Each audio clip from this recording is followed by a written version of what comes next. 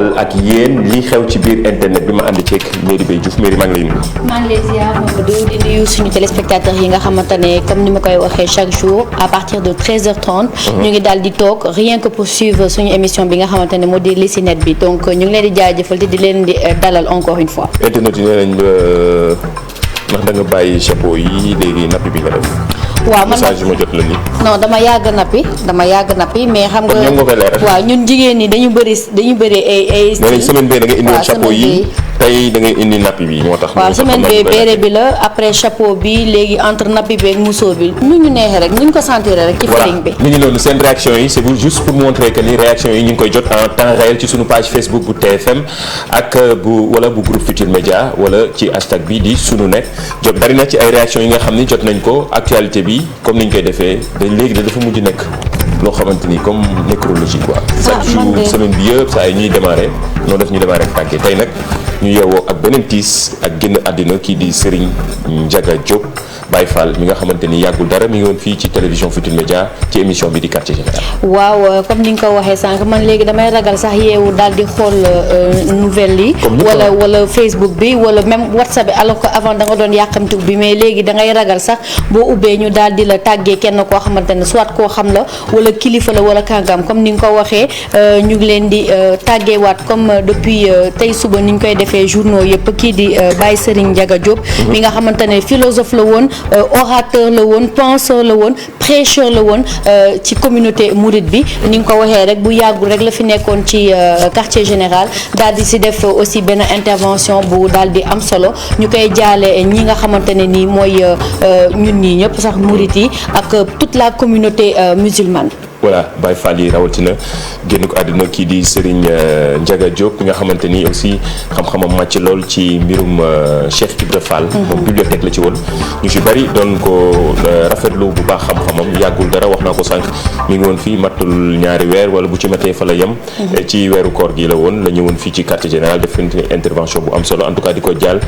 murid yi di ko jaal képp koo xamante ni Baye Fall la di ko jaal Sénégal gi yëpp ndaxte kilifa yaa ngi dem comme ni ñu koy waxee ci atum 2020 bi nekk na at bu doy waar. site d'information yëpp ñëwee ci xëtam mu njëkk bi nga xamante ni mooy génn àddina Baye Ndiaga Diop gis nañ IGFM moom la xëyee bari na ci yeneen site d'information yi tey information yi statut yi WhatsApp yi Facebook bi Twitter bi wala Instagram bi ñëpp ci dese kii di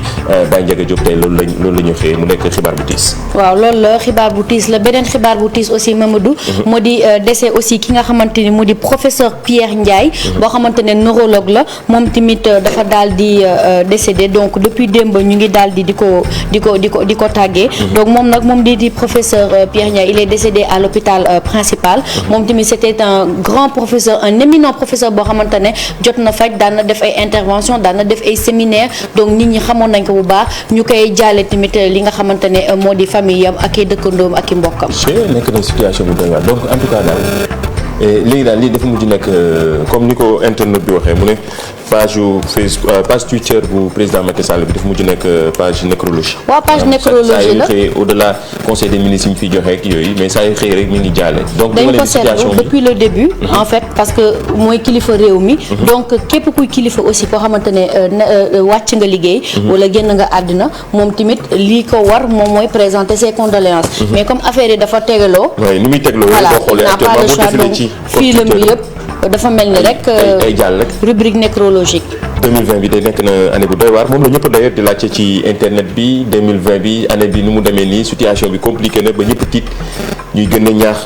ndaw ñi ñuy gën a ñaax mag ñi wala ñuy gën a ñaax ñëpp ñuy protéger wu seen bopp bu baax ci actuellement ak situation bi li ñuy dund nii Covid 19 bi mi ngi fii. yëf yaa ngi gën a law nañuy gën di takk masque yi nañuy gën di raxas suñuy loxo yi respecter mesures barrières yi yenn déplacement yi sax léegi je pense bien mën nañ ko wàññi donte assouplir nañ mesures yi mais lu am farata ak fulla rek moo tax nit ki war a mën a génn. waaw effectivement loolu nga wax lu am importance la daanaka lépp li nga xamante ne moo di ziyaara am na sax ay statut yu ko def wala ay études yu ko def lépp li nga xamante ne mooy ziyaara ziyaara wala dem seeti sa sëriñ wala dem mariage sax daal di leen ko wàññi bu baax parce que feebar bi mi ngi fi ñun dañ koy fàtte mais mi ngi fi te mi ngi faat donc protéger aussi ñi nga xamante ne ni ñoom ñooy mag ñi ñoom ñooy ndaw ñi surtout mag ñi soxla nañ ko boo leen demee si kër balaa sax ngeen di jëm si ñoom daal di leen rax seen loxo ba mu set et bu leen fàtte toujours mesure barrière ñun en tout cas fii diñ ko tey di ko rappeler li nga xamante ne moo di masque bi ak gel bi donc comme ni nga ko waxee Mamadou Ndiaye rek internet bi fu mu ne nii li nga xamante ne mooy dee yi ni ñu bëree dafa daal di nekk dafa mujj nekk cas sax si ñun ndax tout le monde se demande est-ce qu'on va échapper de l'année 2020. Espérons ñi ngi ñaan yàlla may ñu ñun ñëpp gudd fan ñi fi des suñu kilifa yi fi des yàlla may leen gudd fan donc en tout cas nekk na lu doy waar daal. waaw nekk na lu doy waar d'ailleurs sax am na benn liste boo xamante ne nii def nañ ko ci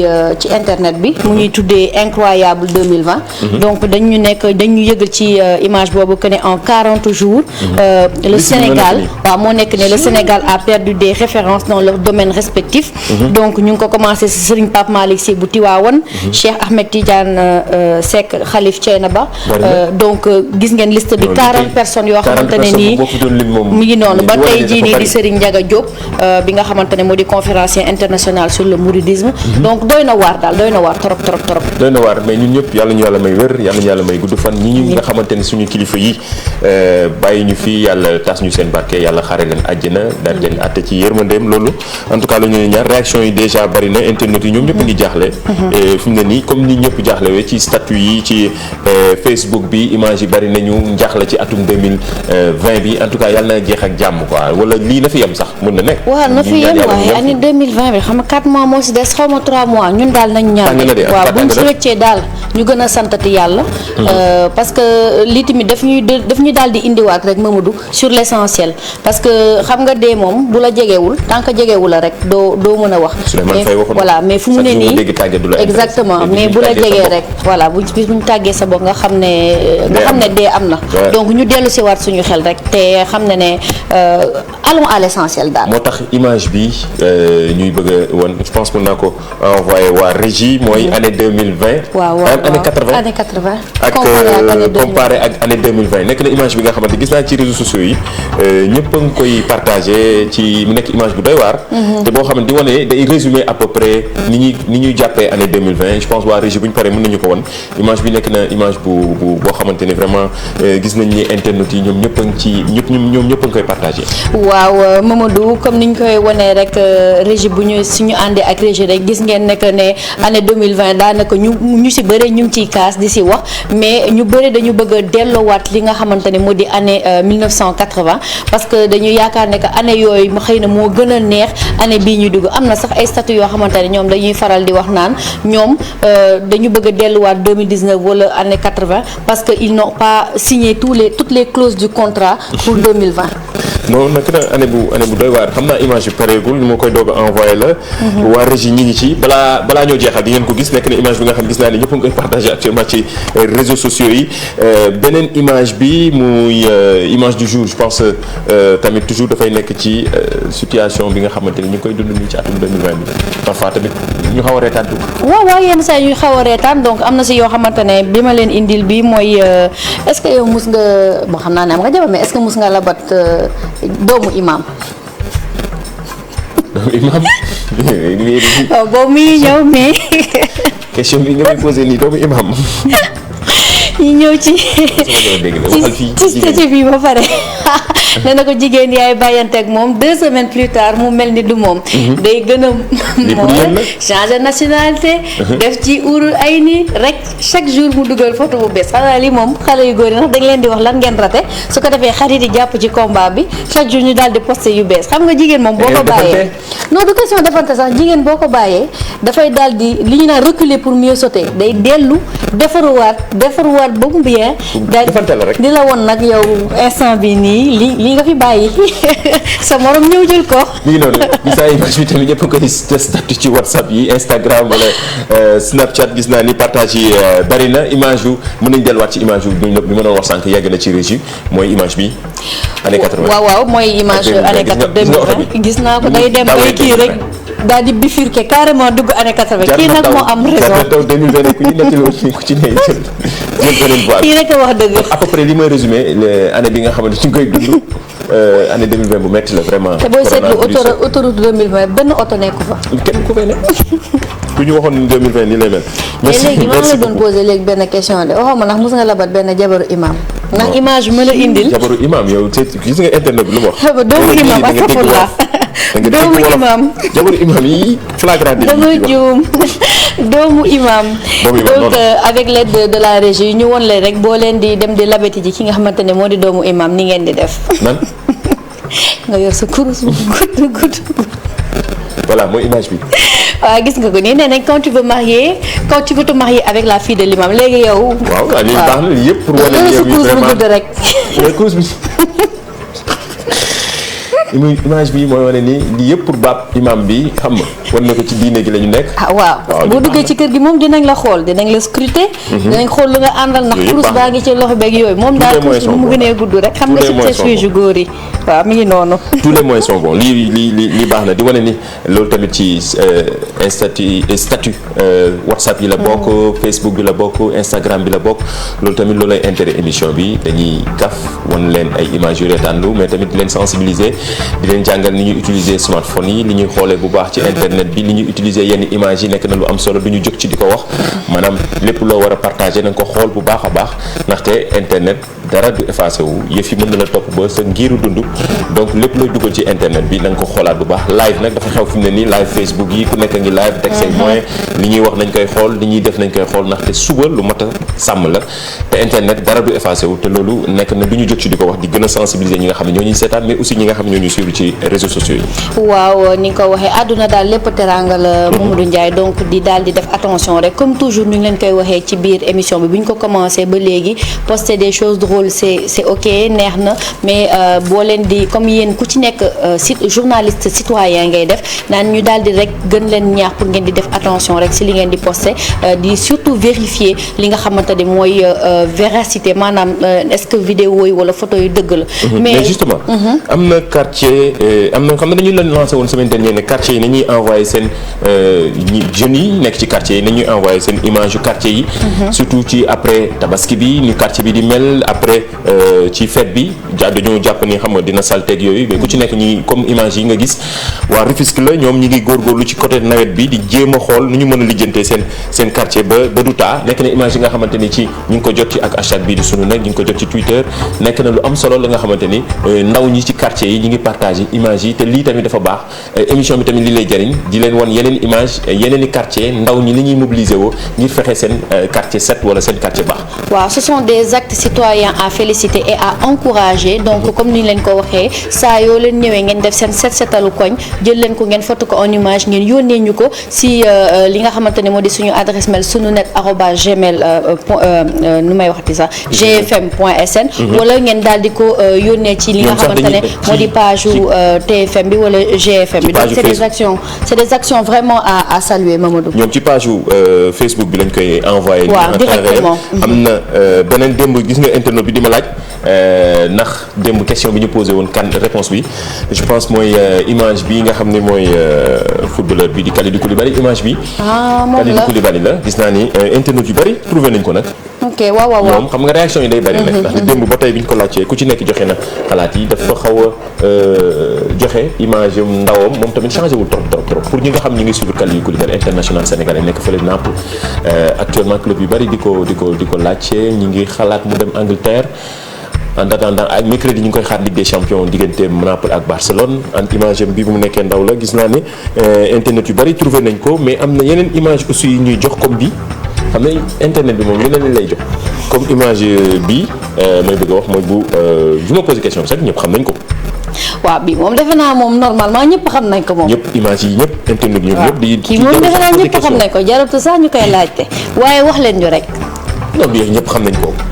kii ñëpp xam nañ ko yow wan leen ñu photo mairie bi bu nekkee xale bii ñëpp xam nañ ko mairie bi mu nekkee xale moo gën. di ngeen seet ba sonn man changé wu ma même kanam bi la. voilà mi ngi noonu joxe nañu réponse bi dinañ poster réaction ki trouvé wala ñiy trouvé bari nañu mais dañ koy défiler rek ak ci ndimbalu waa régie mais mairie en tout cas li baax na interactivité la ñu wax. émission bi li xew ci biir internet bi la dañuy jël di réagir di leen di jël seen ay réaction di partager ndoog ak yéen téléspectateurs yi yéen tamit internautes yi ak hashtag bi di sunu net muy émission bi lu xew ci biir internet. waaw si kaw image yi rek man ci continuité boobu laay daal di am na benn boo xamante ne moom laa bëgg ñu tëjee rek. ci affaire image yi mos nga gis policier bu ñu remorqué. dañ ko remarqué. waaw àdduna lépp teraanga la sànq maa ko doon nga fi mais kii moom moo remarqué kay. de xoolal dañ ko jàpp nii. kii moom moo remarqué man nag tam ma di dawal scooter mais yaakaar naa kii moom la ñuy pousse. moom la ñuy pousse wala moom la. moom moo remarqué ñaar ñi wala. ah kon nañ ko laaj internet yi parce que man it. moom la ñuy pousse moom la ñuy pousse moom la ñuy remarqué. dañ ko teg tànk voilà expression bi mooy. teg tànk voilà dañ ko teg tànk pousse ko mu dem. dañ ko yow oto nga yor. yor ma oto yor car rapide yi laa ne tataay yor ma oto fan laa yor ci waxal ci policier bi. donc policier bi comme ni ngeen ko gisee moom la ñuy puus noonu comme li ñuy wax rek àdduna lépp teraanga la yenn saa yi day soxla comme dafa soxla ñu daal di ko puus rek donc lii aussi c'est une belle image à féliciter. voilà. policier yi scooter ba ñuy dawal scooter yi ñoom sax ay xarit lañu. ñoom ñëpp xamante nañ ñoom ñëpp. si mais image bi rafet la image bi nga xam ne gis nañ ni internet yu bëri ñu ngi koy partagé mais duñ ciy jóg di ko wax mairie. émission bi lu ñu wane ay images yu reetaan lu ñu wane ay vidéos yu reetaan mais aussi dañ leen di sensibiliser semaine dernière ñu ngi ci doon wax coowal Orange ak ay clients mu nekk coow li nga xam ni jëloon nañ fi clients yi ñu joxe seen ay avis joxe seen xalaat mu nekk situation bi nga xam ne compliqué na lool. créé fi benn hashtag boycotto Orange waa Orange ñoom tamit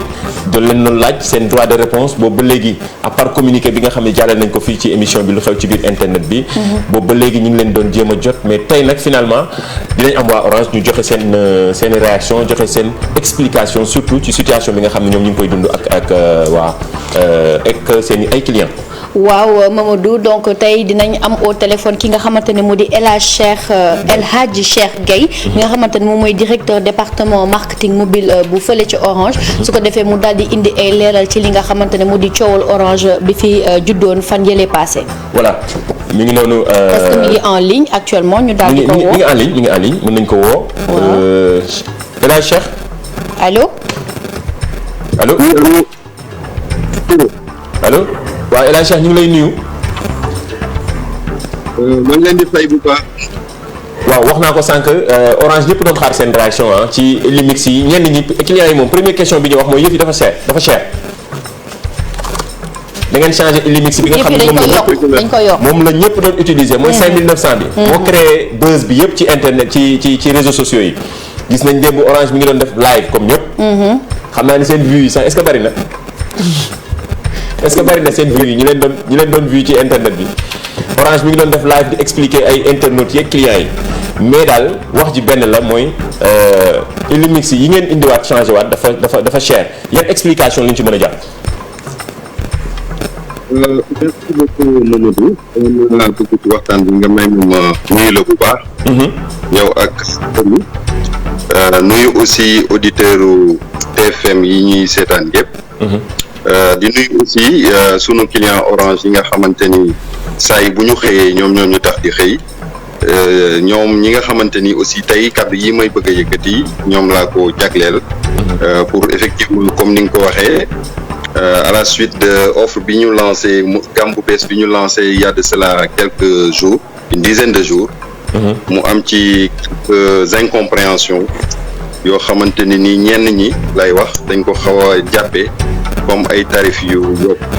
alors que nekkul demewul noonu kon kaddu yi may yëkkati tey kaddu yi leeral la rek parce que ñun li ñu soxal mooy toujours di wax ak sunu clients yi ñuy xam fi ñu leen di jëlee ak fi ñu leen jëmee loolu mooy li ëpp solo ci wax ji client bi nga xam ni mooy jëfandikoo sa réseau di jëfandikoo say offre bu fekkee gis na boppam ci li nga koy wan ak li nga koy proposer je pense que moom dina waxal boppam ni li mu gis am na ci moom njariñ clients yi nag bokkuñu ñoom ñëpp mën a wax bokkuñu ñoom ñëpp ak aussi ci médias yi wala àgg ci réseaux sociaux yi pour mën a exprimer wu moo tax du ñu xeeb kàddu kenn ñi wax ñëpp dañ leen di dégg apporter ci rek quelques précisions. Alors comme ni nga ko waxee effectivement lii wax ji mooy dañu jàpp ni ñenn ñi dañu jàpp ni tarif Orange yi dafa yokk. ci loolu rek laa bëgg indi ay firnde ginnaaw démb bi ñu amalee conférence de presse. sunu directeur général di Sékou Dramé jiite woon ko. ànd ci ak membre yi de direction de Sonatel bi yëpp. wax ak askanu Sénégal leen fa ñu jógee ak fa ñu toll ak fa ñu jëm. mu njëkkee fàttali Sénégal boo xoolee ci juróomi at yi ñu weesu ginnaaw. Orange Sonatel Orange def na ay efforts yoo xamante ni jëlee na Sénégal fu sori ci tarif internet yu cher indi ko fi nga xamante ni tey boo koy comparer en Afrique. ak pays yu bari bokk nañ ci pays yi nga xamante ni ñu bari ñee nañ ci fii ñu toll tey ñun Sénégal ci wàllu tarifu télécommunication muy appel téléphonique wala muy internet. bi ma ciy joxe rek indicateur bi ma ciy joxe rek mooy baisse boobu àgg na ci 70%. maanaam téeméer boo jël juróom-ñaar fukk yi wàññi nañ ko ci téeméer boobu pour gën a yombalal accès à internet au Sénégal boobu laa njëkkoon a bëgg a wax pour ñu xam quand même fa ñu jógee ak fi ñu ñëw te loolu jéego yooyu jeexagul yeneen i jéego ngi ci sunu kanam yu ñu continuer di teg pour gën a renforcer loolu. léegi wàllu Illimix yu bees yi ñuy wax nag dama ciy joxe ay firnde yi dinañu wan ni. lii ñu wax démb ci sunu conférence de presse te nga xam ni sunu clients yu bari dinañ ko gis incha allah. mooy tarif bi dafa wàññeeku wante yokk. dama lay njëkk a jox exemple ci Illimix bi ñuy wooyee Illimix 500. Illimix boo xamante ni téeméeri dërëm lay jaar nga mën koo jënd jariñoo ko ci journée lëmb pour nga mën a woote li nga bëgg a woote yépp wala connecté wu ci internet ni nga ko bëggee yépp ci 24 heures. offre boobu tey 500 boobu boo gisee ma njëkk ko wax moom 60% maanaam juróom benn fukk ci clients yi ngi am ñun Orange. ci offre boobu la ñuy jëfandiku juróom benn fukk 60%. boo ko doon xool boo yemoon foofu rek mooy 60% yi clients yooyu ñoom tey li ñu leen jagleel mooy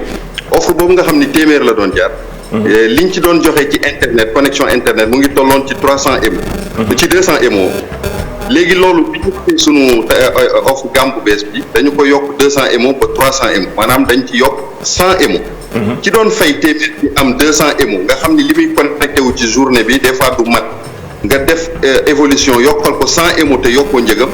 damay laaj ndax kooku da nga koy yokkal prix wala yokkaloo ko prix te kooku boo mënee yokkaloo ko prix parce que njëg bi dafa da nga ko bàyyi fa mu nekkoon ba pare la nga ko daan jox nga dolli ko ci 100 MO.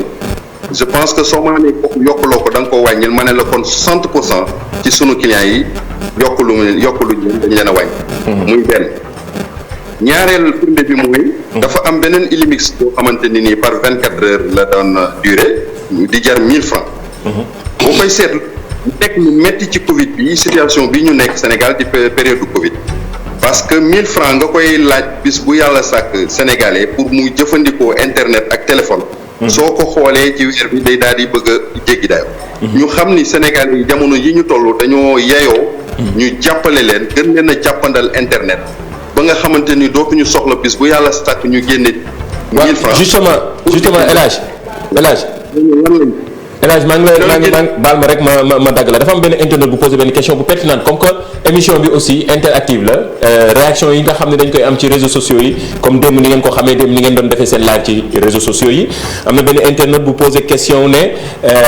est-ce que jot ngeen message bu président de la République bi nga xam ne gis nañ ko semaine dernière mu ne leen seen taxawaay dafa war a nekk ngeen xalaat bu baax clients yi actuellement ci situation bi nga xam ne fi la àddina toll muy Covid bi. maanaam seen i poche ngeen xalaat ko. waaw loolu soo ma mayee li ma ciy wax rek lu gàtt la mooy ñun dañu nekk ci état. dañu nekk société boo xamante ni société bu responsable la. li ma njëkk a wax léegi boo sama introduction firnde nii Sonatel musul jóg ci jàppale état du Sénégal. ci lépp loo xamante ni politique la bu mu tëral. pour yombalal jumtukaay yu xarala yi Sénégalais yi. wax naa la léegi ne la ci wàññi tarif internet au Sénégal. engagement boo xamante ni Sonatel dafa jëloon vis-à-vis des autorités étatiques. et ni mu ko jële woon def na ko sax avant juróomi at yi mag fàttali rek waaye suñuy werante. ndax autorités yi nga xamante ni ñoo ngànk secteur bi nga xam ne dañuy saytu fu ñu toll te lu ñuy def lu nekk aussi am nañ ci bët xam nañ ni Sonatel jëlee na fu sori tarif internet yi yóbbu na ko fu foo xamante ni tey ku nekk mën nga ci am accès ci njëg lu yomb kon loolu rek laa ciy tontu mooy ñun foofu noonu ñun dañoo fekk ci yoon wa ñu ciy waaxu di ci teg ay jéego te jéego yooyu jeexagul incha allah am na yeneen i jéego yoo xamante ni mu ngi ñëw ci kanam yu koy gën a renforcer. Monsieur Guèye ma mayee rek mu mut. j'avais juste une question. mairie ma may la. parce que dama tolloon ci point bu important. dama koy àggale rek joxaat leen carte bi. muy Illimix ki doon fay 1000 francs par jour. kooku liñ ko defal ci gàmm bu bees dañu génne léegi ay Illimix semaine dañ ne ki doon fay 1000 francs par jour dafa diis ci Sénégalais yi diisaay boo xamante ni dañ ko koy defal semaine léegi au lieu mu nekk loo xamante ni nii par jour la journée bu nekk 1000 francs dañ koy def 1300 mais ñu yaatal ko ci juróom-ñaari fan ba nga xam ni léegi soo jëndee offre boobu Illimix bi boobu semaine boobu ci juróom-ñaari fan nga koy mën a jëfandikoo. soo jëlee nag prix bi 1300 nga ne ko ci juróom-ñaari fan day mel ni kon yaa ngi fay rek bis bu nekk lu yées ñeent fukki dërëm donc ci doon fay nag téeméer par bis nga indil ko lu ëpp la nga ko daan jox. indi ko ci prix wu lu yées ñeent fukk par jour kooku tam suñ ma waxee ne ma da nga ko yokkal njëg mën naa taxaw ne la demewul noonu te moom it bu ko essayé dina xam ni demewul noonu. te lii may wax it dama seetlu ni ba ñu ko lancé ak léegi. clients yi ko doon jël. macha allah ñu ngi koy continuer di jël amuñu ci benn ngaañte te ñoom bu yaakaar naa ñu gisoon nii am na ngaañte ci ñoom kon bàyyi nañ ko wala ñuy def leneen te gisaguñu loolu. kon ñuy yaakaar ni loolu li ko waral mooy c'est parce que ñoom yëg nañ ni ay wàññite la waaye du ay yokk. voilà mu nekkoon El Hadj Cheikh Gaye ñu ngi lay gërëm ci leeral yi nga xam ne indi nga ko yéen waa Orange ci Illimix yi nga xamante ni moo créé coow lu ci réseaux sociaux yi semaine dernière dégg nañ ko ak ñi nga xam ne jël nañ leen clients yi ñu ñaxtu jox créé sax d'ailleurs benn mouvement boycottant Orange gis nga ko ci réseaux sociaux yi ñoom tamit tey ñu jëw gannaaw communiqué bi nga xamante ni génne nañ ko semaine dernière tamit tey ñu jox kàddu ki nga xamante ni mooy El Hadj Cheikh Gaye directeur département marketing mobile bu Orange mu ñëw joxe ci ay leeral ci seen Illimix yi gën a wax ni dégg buñ ñu sukkandikoo ci ay kàddoom ñoom nee nañ dañu yokk ñi nga xamante ne mooy mbiri yëfi internet bi yokkuñu prix yi mais nee nañ boo xoolee bu baax qualité bi lañ gën a yokk. waaw loolu la wax c'est vrai que on est pris par le temps ndax duñu am temps développer lépp wala poser ko question yi ñu bëgg a yëpp mais xëy na on espère que peut-être avec le temps dinañ xëy na wàññi li nga xamante ne moo di seen nouveau tarif yi ñu daal di génne man loolu laa ko bëggoon laaj mais xam naa du si ñàkk ñoom dinañ si du si ñàkk ñoom xëy na dinañ ci indi ay réponses parce que comme président de la République daan na réagir par rapport à ça daal di ne on pense d'abord aux consommateurs j'espère que cette phrase sera très bien entendue et que peut-être dans le futur dinañ xoolaat un petit peu à la baisse li nga xamante ne moo di prix yi. mi ngi noonu réaction yi bari na déjà ci page Facebook bu TFM ku nekk internautes yi déjà profité nañu waxaale seen doléance posé waale seen question yëpp nag duñ ko mën a yeggal ki nga xamante ni mooy El Hadj Cheikh Gaye directeur département marketing bu Orange xam nañ ni soxal na leen connexion internet ci la ñuy jaar ñun ñu waxtaan ak yéen li xew ci biir internet bi internet moo ni toll wala situation àddina moo ni toll ba internet actuellement dafa yëngal àddina gis nañ tarifu Orange yi nga xamante ni moo jur coow lu mbiri internet mi ngi ci biir sànq kii di El Hadj Cheikh Gaye ñëw na ci joxe ci ay explication solos émission bi mooy li xew ci biir internet bi comme que démb Orange da doon live ñoom tamit comme que live dafa xew Orange xam naa dafa jëw dugg ci live Facebook yi live nag dafa xew. waaw directeur marketing mobile la. donc mobile moom képp ku ko dégg xam na ne mbirum téléphone la. mbirum internet la donc ñëpp ngi live ñoom tamit bon c'est leur stratégie ah. ñu def seen stratégie def seen live jërëjëf di leen jaajëfal ñoom waa Orange di jaajëfal aussi internautes yi ñoom ñu ñuy suivre ci réseaux sociaux yi muy Facebook Twitter wala Instagram ak hashtag bii di sunu net yéen a ngi seen émission li xew ci biir internet bi ñu jeexalee ak mbirum 2020 rek coow yeeg bu dul ay dee. des explosions ay explosions mooy actu inter mooy jur voilà ay dee. mi ngi noonu ndaxte ñëpp gis nañ ko depuis démb vidéo yooyu nga xamante ne moom mooy daal di jàll ci réseaux sociaux yi mu di explosion bi nga xam ne def na au moins 100 morts fële ca Beyrouth donc ñu xamal ne que benn explosion la boo xamante ne dafa am ci benn stock de nitrate d'ammonium fële ca Beyrouth ñu daal di xool vidéo yi daal di ñëw indi leen tuuti explication si li jot a xew foofu.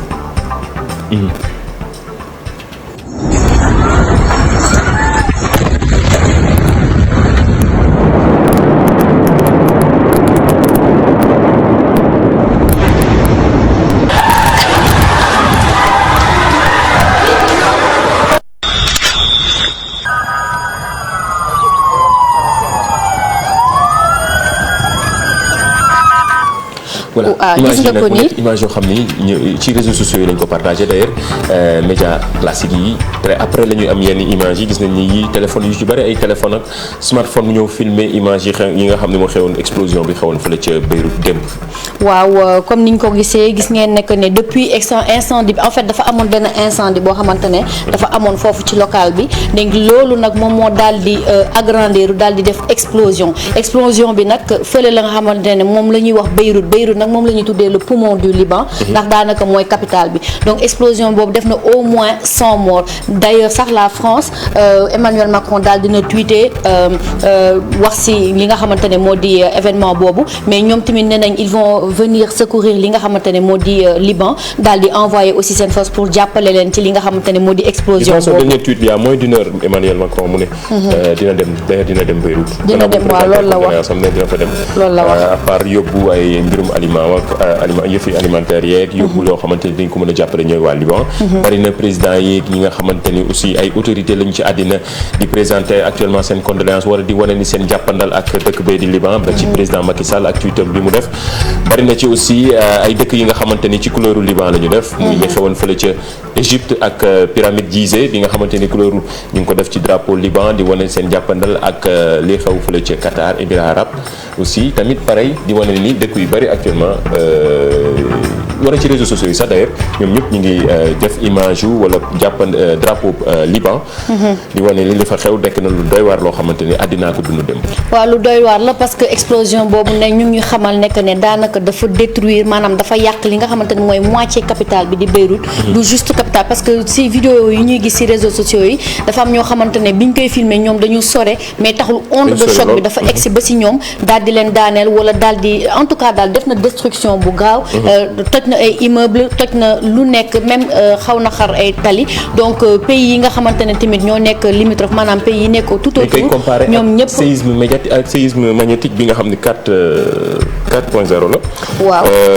sismographie yenn sismographie ñoo ko joxe ñu ne ñu ngi ko doon dégg ba Chypre ñu ngi ko doon dégg ba 130 kilomètres effectivement ñu ko doon sauf que cette fois-ci c'est pas un séisme mais c'est une explosion bu jógee ci incendie voilà dañ koy comparer donc toujours rek ñuy def attention rek parce que xam nga yenn matières yi boo koy daal di manipuler dafay ñaan ñuy daal di def très attention en tout cas on apporte tout notre soutien au peuple libanais parce que il y a une forte communauté bi nga xamante ne ñoo nekk fii nii Dakar forte communauté libanaise donc on apporte tout notre soutien à la communauté libanaise de Dakar et à li nga xamante ne ñoo di waa Liban aussi. ok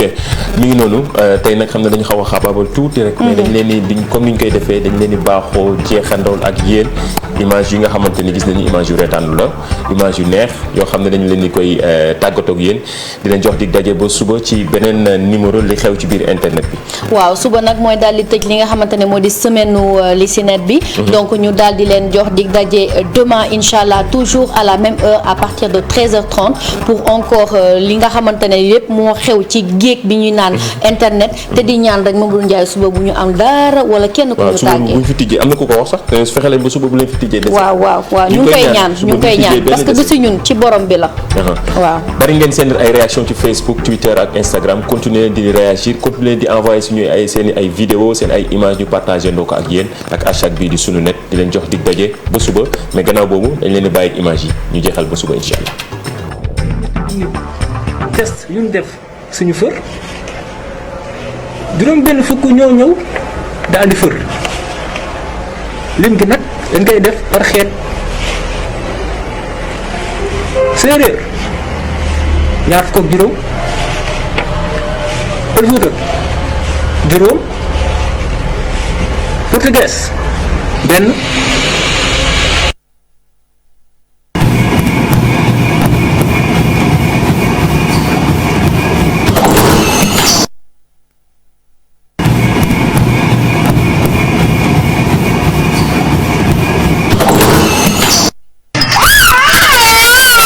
Ja.